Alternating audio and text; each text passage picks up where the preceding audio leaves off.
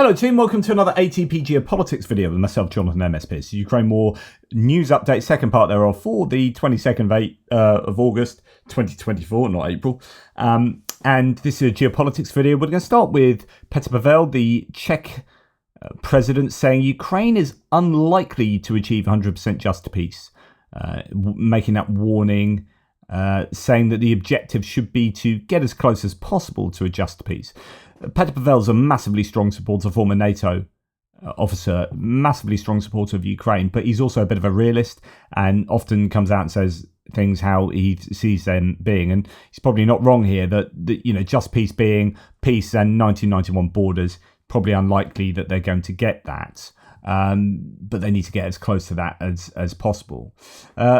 Finland is to create a NATO armoured brigade of 4,000 to 5,000 soldiers near the border with Russia in this Finnish city of Mikkeli. How's it going? How's it going, Putin, in that NATO expansionism? That's what we're invading Ukraine for, because we want to stop NATO expansionism. How's that going? Pretty well, I think. Danish rapper Nicholas Hofgaard, who came to Russia because of his love for Putin, was tricked into going to war, terminated his contract with the Russian Defense Ministry through the court. The man's lawyer said the client did not understand the terms of the contract because he did not know Russian. Hofgaard served near Luhansk and complained his fellow soldiers forced him to drink vodka and called him a spy. He was also bullied by Nepalese mercenaries. And this is the news article there from Mediadzona. Goodness me, he's being bullied by Nepalese fellow soldiers.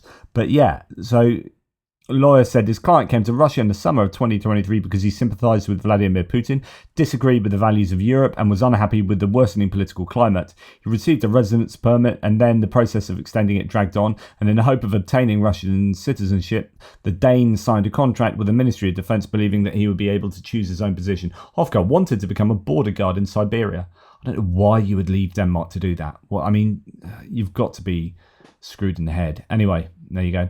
Hungary has reportedly started evicting some Ukrainian refugees from shelters based on a new law, says the Kyiv Independent. The new decree limits government-subsidized housing only to those Ukrainians who fled the territories directly affected by hostilities. So is that a sign that Hungary's trying to reverse its position on supporting Ukrainians? Is it being even more in the sphere of influence of Russia, or is that genuinely an acceptable policy, given that you can't open your doors indefinitely to Ukrainians? And if you've got a Ukrainian coming from Lviv to take refugee status with their family, and you're subsidizing that in Hungary, so I'm trying to see both sides of the argument here. Is it fair to give them refugee status when actually most of Ukraine seems to be in a stabilized enough situation? I mean, it's different from the beginning of the war, where you're thinking, right, the whole of the country could be invaded and taken over within a couple of weeks. That didn't happen, and as we're now 2.5 years into this war, it could be that Hungary are justified in taking that position. Right, there's only one EU country that's cracking down on totally absurd flood of goods to Kyrgyzstan. So this is another Robin Brooks set of charts here. Poland, this one here, you can see that March 2022, so the war in Ukraine starts there, and then everyone starts exporting goods to Kyrgyzstan. Why? Because that's a way of getting stuff to Russia.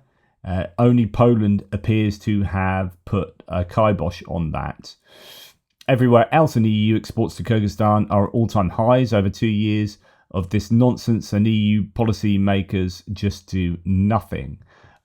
So this is definitely a challenge for those trying to create and maintain effective sanctions. Now, the Belarusian embassy in Armenia was pelted with eggs and tomatoes. A protest rally was held near the diplomatic office of the Lukashenko regime in Yerevan in Armenia. The reason for it was insulting statements of the Belarusian dictator about Armenians. Quote, the Armenian Ministry of Foreign Affairs should immediately summon the Belarusian ambassador to Armenia, express protests over the unfounded statements, and offer him to return to Minsk, said Armenian politician, chairman in the name of the Republic Party, Arman Babajanyan. So the Armenians have been moving further to the west, and interestingly, Azerbaijan, on the other hand, has applied to join BRICS, as I reported the other day.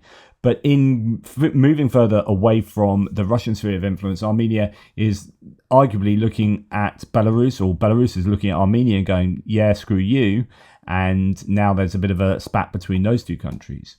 Okay, this is Colby Badwa, and I know that he is. I have a viewer from Canada who takes umbrage to Colby Badwa's political views. He's a political conservative, but actually there is definitely something in this, even though I don't always agree with Colby Badwa's ideological positioning.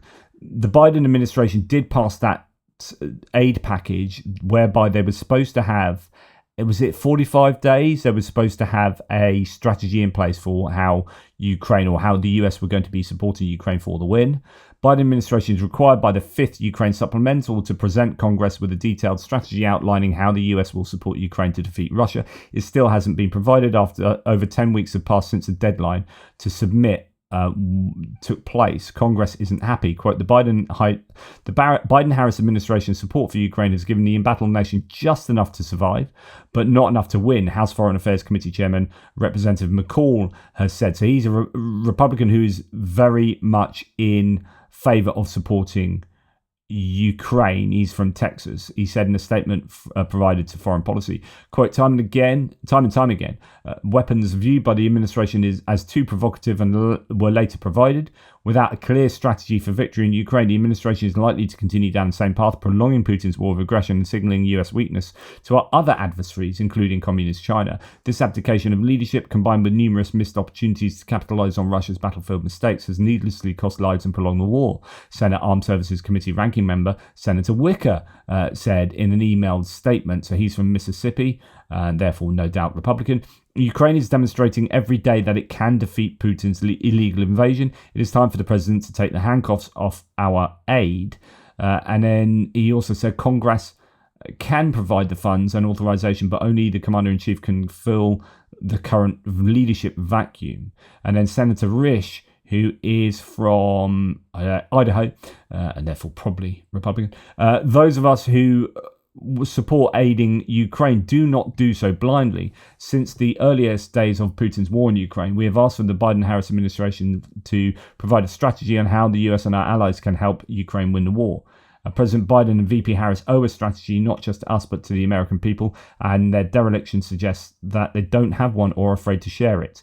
It would be good to know what the Biden administration's approach is to supporting Ukraine, because they do seem to be, beholden arguably to people like Jake Sullivan, and not giving Ukraine what it needs, and was still restricting the use of weapons into Russia. And it's really, really frustrating. So it'd be interesting to see how this develops. Now, on that note, John Ridge, who's part of the Touchney team, he says, I'm fascinated by people who despise Antony Blinken. So Antony Blinken's Secretary of State for the US, kind of foreign minister, if you like. He is the only member of the Biden's National Security Council who vaguely resembles a hawk, at least as it concerns Ukraine. So I've said this before. I like Antony Blinken, and I think Antony Blinken is being curtailed by those others in the administration. When he's a massive supporter of Ukraine. Remember when he went to the Halloween, was it in 2022 or 23, at the White House? His daughter was dressed in Ukrainian colours, and his young son was dressed as Zelensky. He's a big supporter, and I think and I often think the same of John Kirby when he says things. I get a sense that he's saying things because he has to, in terms of the escalation management side of things. So not that he's likely to stay on for another term to begin with anyway. So this is John Ridge responding to people like Wall Street Journal reporting that Harris plans to gut Biden's foreign policy and national security teams. If she wins, will be interesting. Replacing Sullivan, Blinken and Austin will be a very big shakeup. But actually, yeah, I would agree that I like Blinken, and I think it would be a shame to see him go. But you understand that you clear out teams to bring in your own. Okay, Now, the US is investigating Americans who have worked with Russian state television, according to New York Times. A big picture here of Scott Ritter. We know that Scott Ritter is being investigated. Well, it's not just Scott Ritter. There are others too. Quote from Julia Davis quoting, I'll see in a second. The investigation comes in the wake of the Biden administration's official intelligence findings that Russia's state news organizations, including the global news channel RT, are working with the intelligence agencies to sway elections around the world. So we know, and indeed Scott Ritter admitted that he was paid by Russia, by RT, Russia Today, for the work that he has done with them and writing columns. More searches are expected soon, some of the officials said, speaking on the condition of anonymity to discuss investigations. Criminal charges are also possible. So interesting. We'll see what comes of that. That's from the New York Times. Guardian reports that FBI raids the US home of Russian-born analysts who advised Trump in 2016.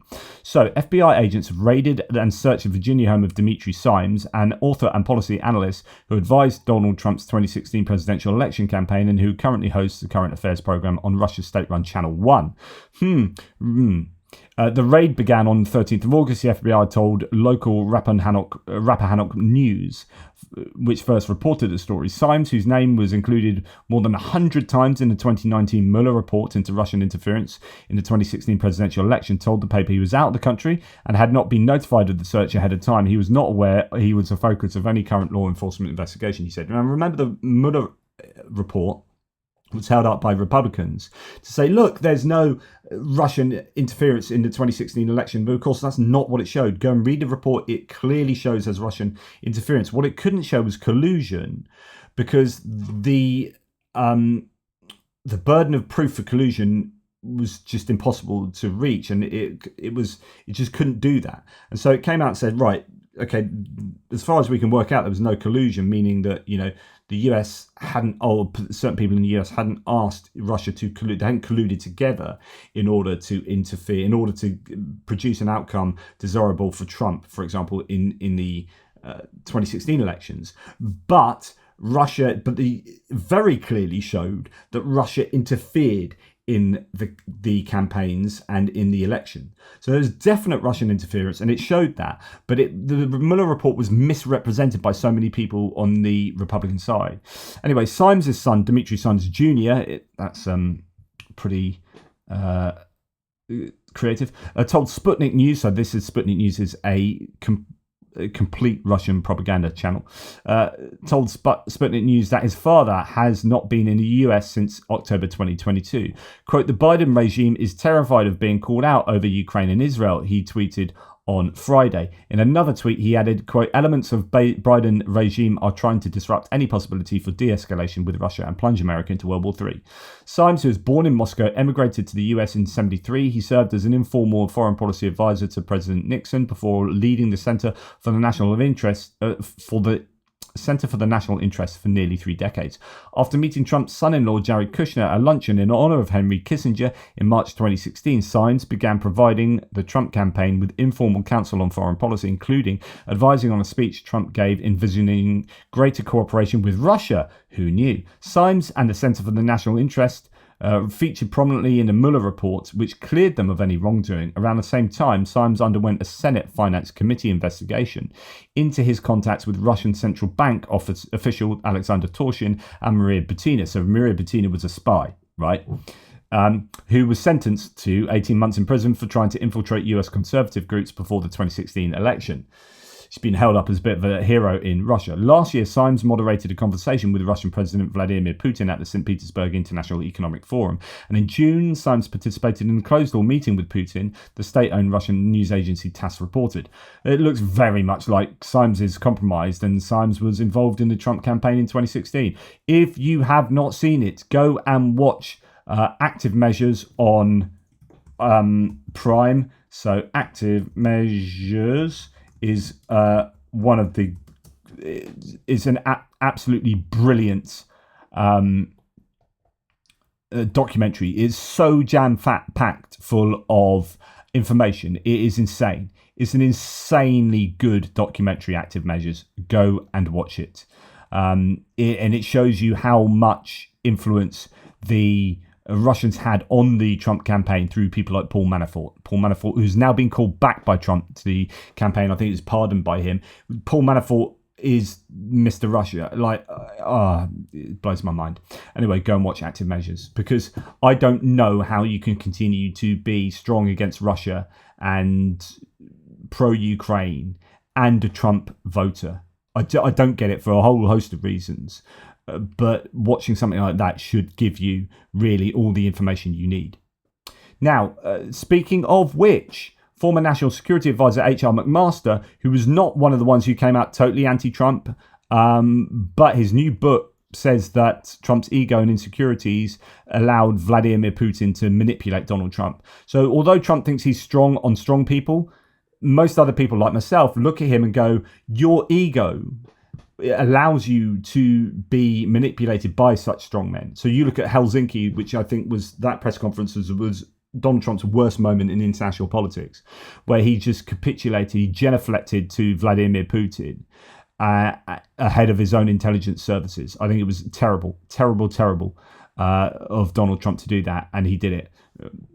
Horrific. Anyway, Vladimir Putin exploited Donald Trump's ego and insecurities to exert an almost mesmeric hold over the former US president, who refused to entertain any negative evaluation of the autocratic Russian leader from his own staff, and ultimately fired his national security advisor H.R. McMaster over it. So H.R. McMaster had seen Trump be mesmerized by Putin, and Trump didn't allow any of his staff to be critical of Putin. And that led to issues between McMaster and Trump, and McMaster ended up going. So the bold assessment of Trump's fealty to Putin comes in McMaster's book, At War with Ourselves, My Tour of Duty in the Trump White House, published by HarperCollins, arriving on the 27th.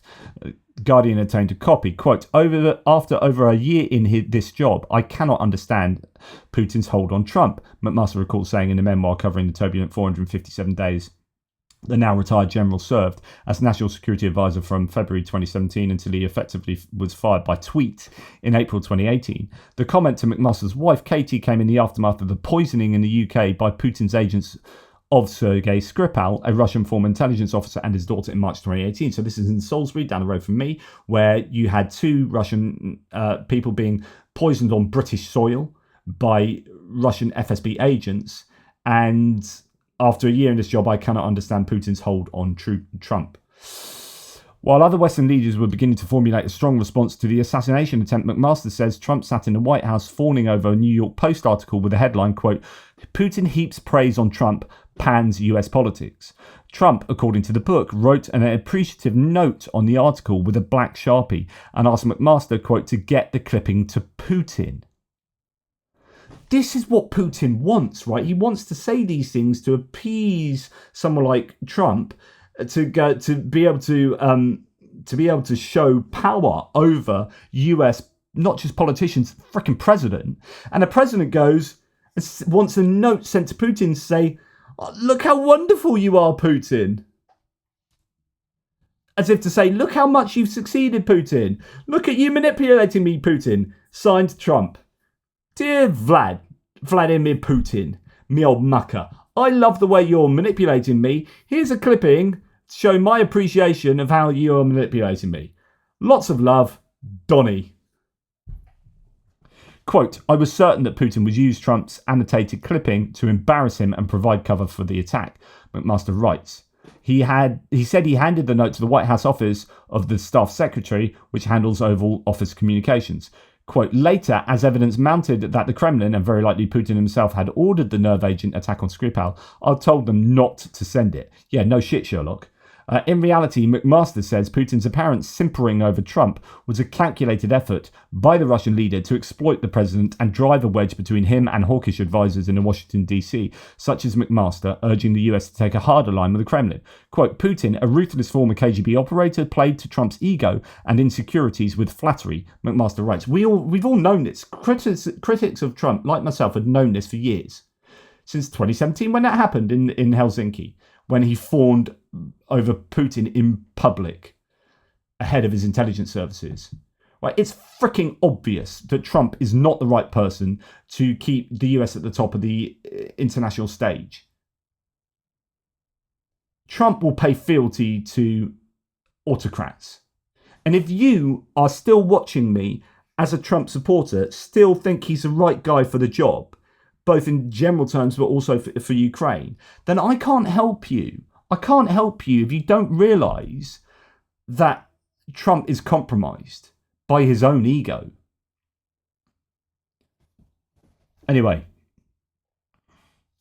quote, Putin had described Trump as a very outstanding person, talented without any doubt, and Trump had revealed his vulnerability to this approach, his affinity for strongmen, and his belief that he alone could forge a good relationship with Putin.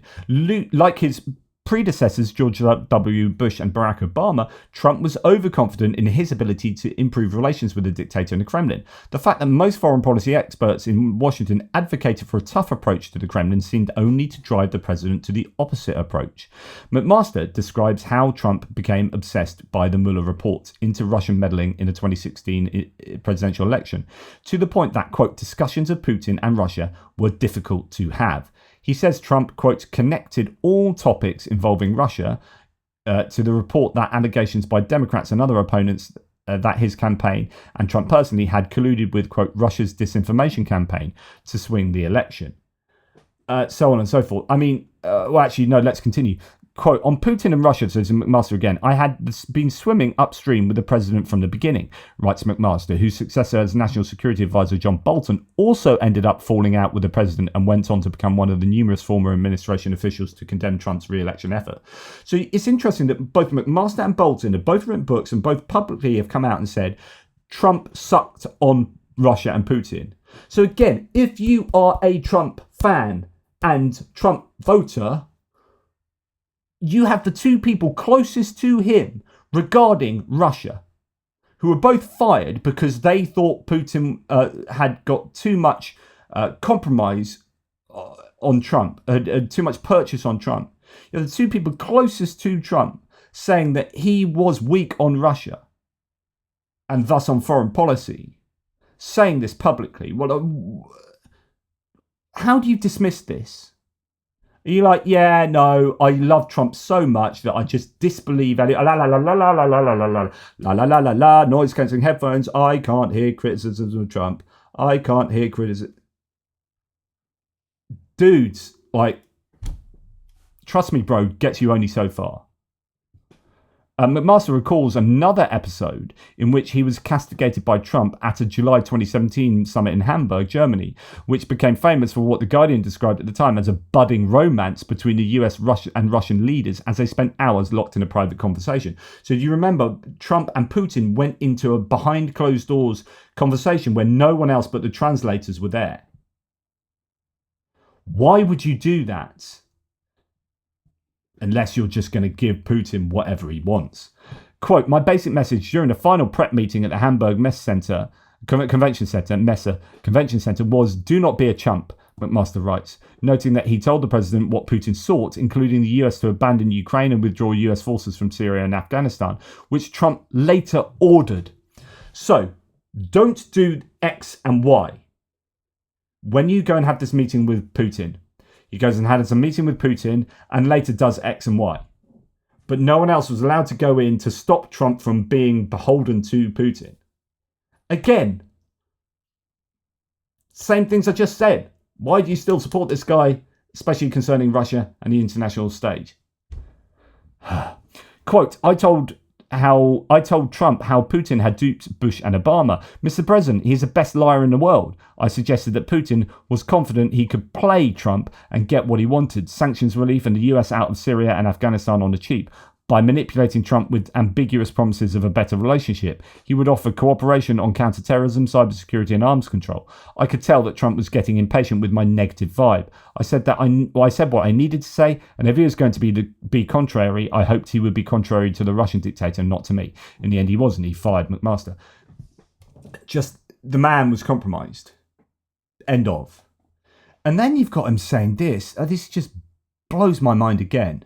Remember when Biden sent Kamala to Europe to stop the war in Ukraine, she met with Putin, and then 3 days later he attacked.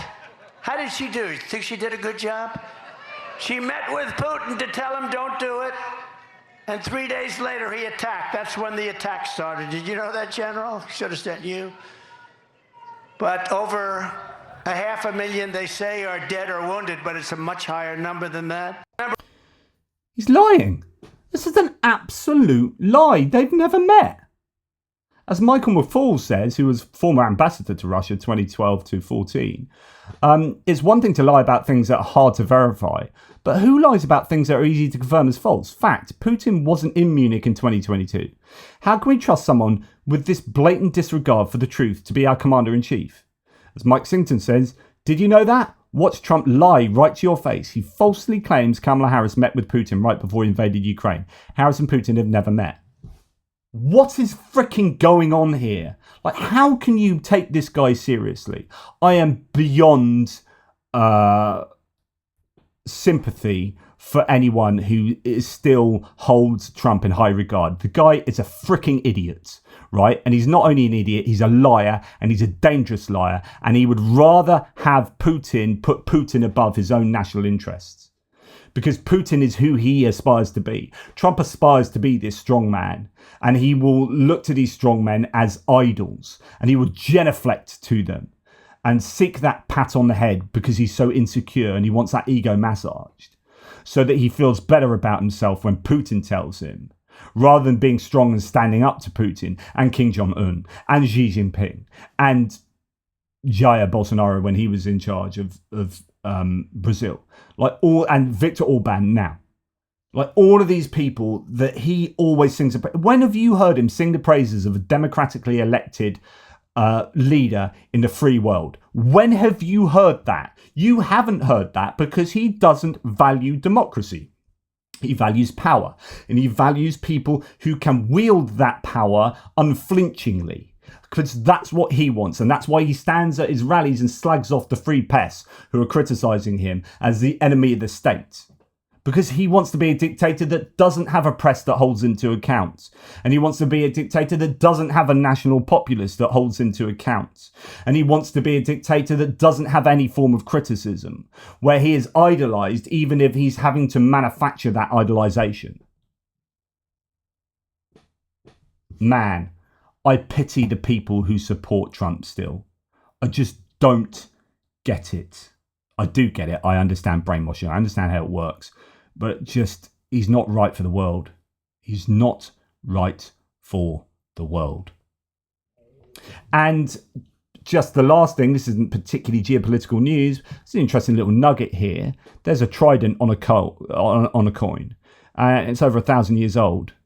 So Ukraine's national symbol, the trident's over 1,000 years old. Russia, which has its origins in the state of Muscovy, did not even exist at the time this coin below was minted. It's the old cherry picking of history that Russia has. We think Russia involves Ukraine. We think Ukraine is part of Russia because we are taking this little sliver of history from this year to this year. That's what Russia is. Yeah, what about all of these hundreds of years, thousands of years before that? No, this is Russia and it's got Ukraine. What about this bit here? This bit here. That's what Ukraine is. That's what Russia is. And Ukraine is part of Russia. Cherry picking your history, Russia. Anyway, that's enough from me ranting on. Sorry, not sorry. I'm actually not sorry at all because I'm fed up with that man. I'm fed up. Take care. Speak soon.